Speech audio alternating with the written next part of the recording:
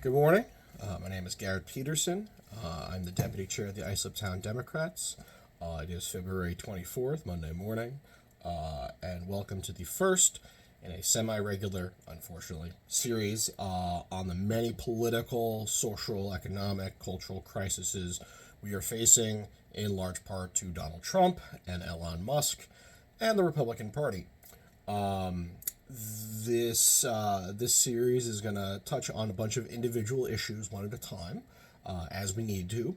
And we're also going to look to hold our local electeds, especially our local Republican electeds, as most of this falls on them, accountable for those things that are going wrong.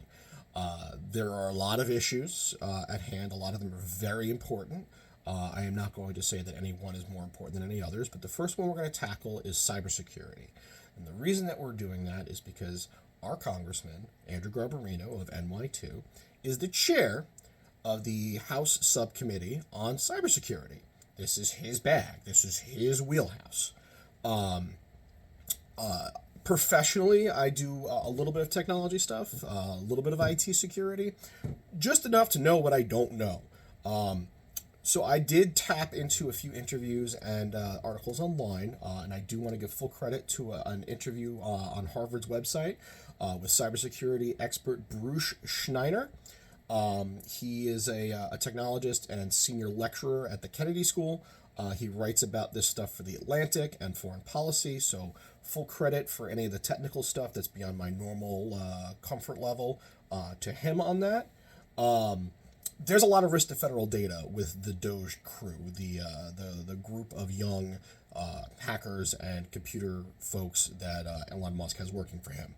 This is not a slight against young people. It's just a slight against sketchy characters who happen to be young.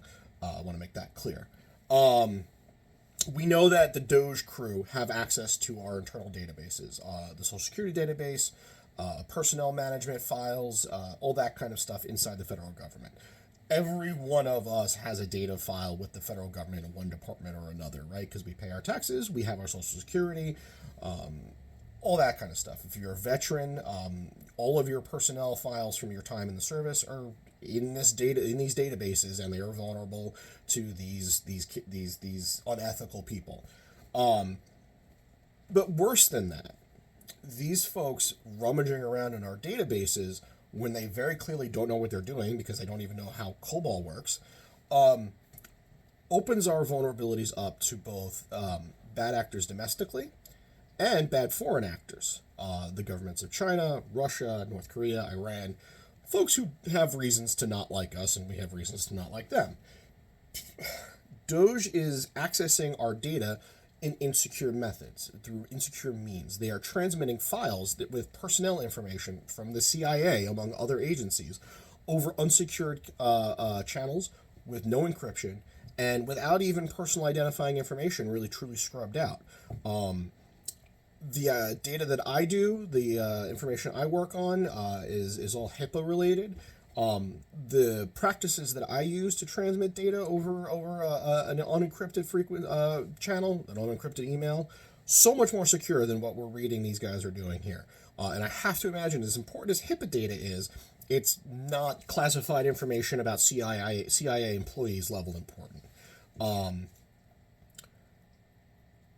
Once these DOGE actors open up vulnerabilities in our network infrastructure, in our network security, bad actors like the Chinese government or the North Koreans or the Iranians can act on them, okay?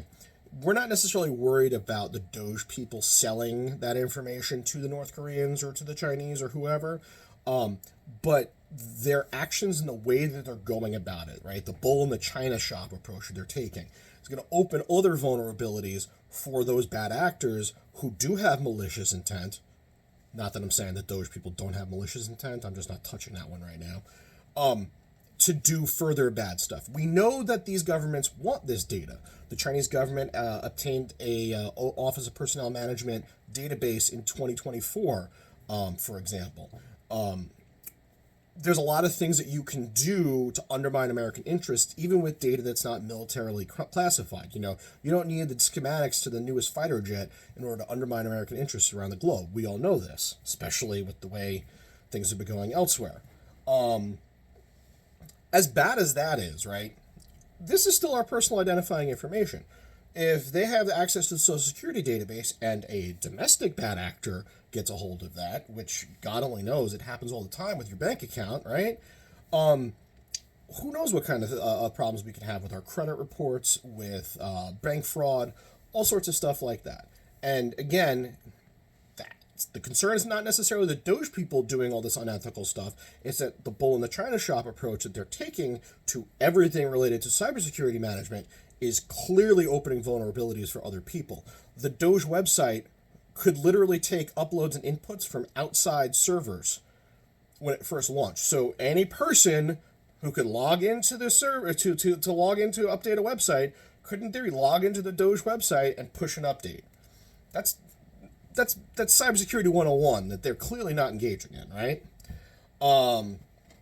So obviously Andrew Garbarino isn't doing anything about this, right? You haven't heard him post about this. You haven't heard him talk about this. He's just ignored it. He posts feel-good stories on his social media about, oh, hey, he's doing this thing or he's doing this thing. He's got no interest in holding Trump and Elon Musk accountable, and that's our problem, right? Because, again, this is literally his job. He is literally the chair of the Cybersecurity Committee in the House of Representatives.